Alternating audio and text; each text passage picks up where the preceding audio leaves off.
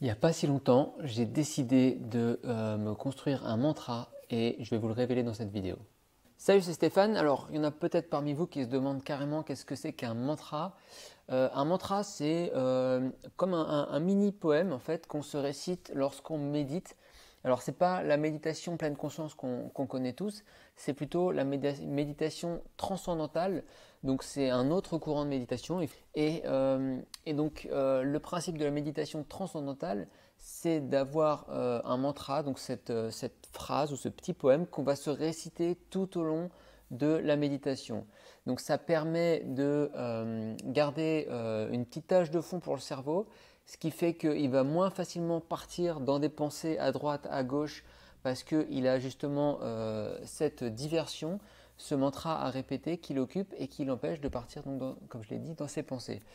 En plus de ça, on peut utiliser le mantra pour faire passer un message au subconscient. Euh, je vais vous donner quelques exemples de messages, notamment avec le mantra que je me suis construit et que je vais vous révéler très bientôt. Mais juste avant ça, pour finir sur la méditation transcendantale, parce que si jamais vous cherchez un peu sur Internet des informations sur le sujet, vous allez vous rendre compte qu'en fait c'est un courant de méditation où il conseille d'être encadré, d'avoir un espèce de gourou, et c'est ce gourou qui va trouver votre mantra et qui va vous le donner. Donc il choisit pour vous quel va être le mantra, et puis il faut qu'il vous guide dans plein de choses, etc. Alors moi j'aime pas tous ces mouvements gourou et je préfère éviter. Donc j'ai décidé de me trouver mon mantra moi-même. Pourquoi pas et je trouve que ça marche plutôt bien d'ailleurs de se réciter son propre mantra durant la méditation. Et puis voilà, les gourous qui restent où ils sont. Et j'adore en plus tout ce qu'on peut vraiment faire soi-même de façon autonome sans dépendre des autres. Comme ça, on peut même envisager de faire évoluer son mantra pour viser d'autres besoins éventuellement. Voilà mon mantra. Chaque jour, je me détoxifie. Chaque jour, je retrouve mon énergie. Avec le temps, je vais de mieux en mieux. Alors vous voyez, ça fait un petit peu poème. J'ai essayé de, voilà, là c'est en trois petites parties. On répète un peu chaque jour.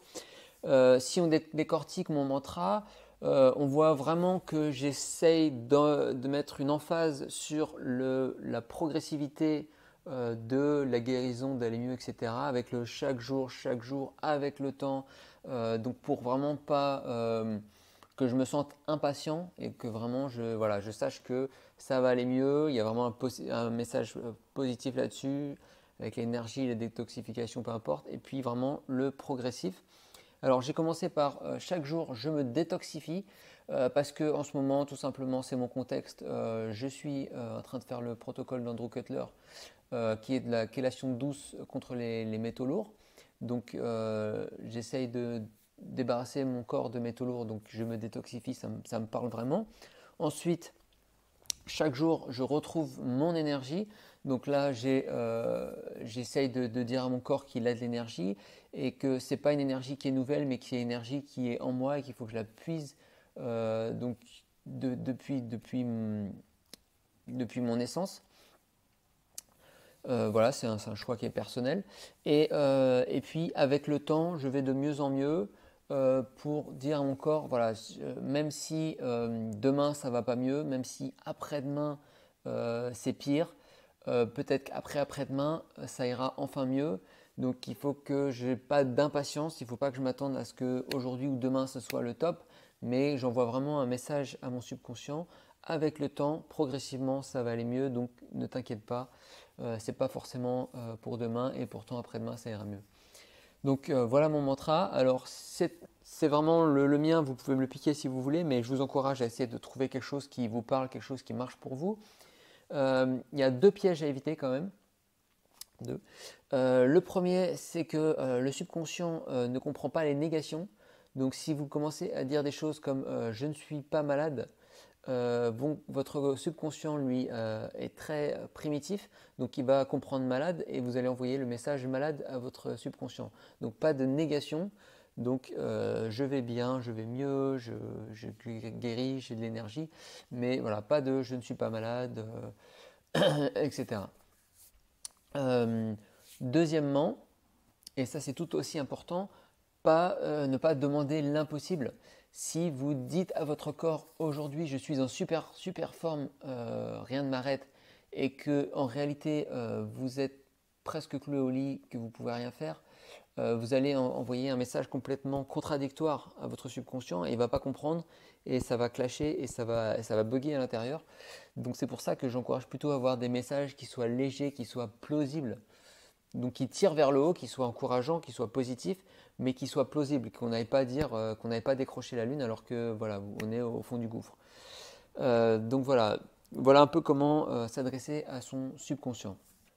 Alors après, tout ce qui est rime ou pas rime, etc., ça je vous laisse vraiment libre choix, en fait, personnalisez, appropriez-vous vraiment votre mantra. Et puis, vous pouvez faire comme moi aussi, c'est-à-dire que vous étendez ce mantra en dehors de la méditation. Vous pouvez l'utiliser au réveil, vous pouvez l'utiliser n'importe quand dans la journée, avant de se coucher.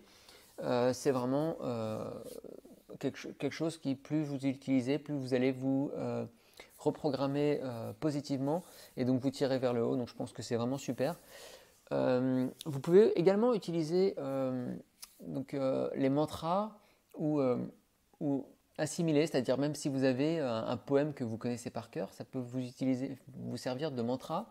Alors pas forcément pour parler à votre subconscient, mais pour utiliser ce côté diversion du cerveau. Si vous méditez, que vous récitez un poème que vous avez déjà récité 1000 fois dans votre enfance, eh ben, vous allez lancer ce pilote automatique et donc ça ne vous demandera aucun effort et, pardon, et donc ça va vous détendre, vous empêcher de partir dans des pensées et donc avoir une méditation très efficace. Moi d'ailleurs, j'utilise un qui n'est pas un poème, mais qui est un mantra que j'avais appris en sanskrit quand je m'étais intéressé à la méditation transcendantale. C'était une méditation guidée avec ce tantra-là. Et donc moi je l'avais appris, donc ça c'est des mots qui pour moi n'ont aucun sens, mais je les ai appris comme un gamin un peu récite son poème sans avoir aucune idée de ce qui contient, juste pour faire plaisir au professeur. Et donc je récite ce mantra en sanskrit et donc ça me... Alors je sais ce que ça veut dire si, parce que ça veut dire des trucs un peu spirituels, je vais de l'ombre vers la lumière, de l'irréel vers le réel et tout ça. Mais peu importe, ça me permet vraiment, donc ça m'a pris plusieurs semaines pour l'apprendre, mais ça me permet vraiment maintenant de me vider la tête, de réciter vraiment ce mantra en automatique.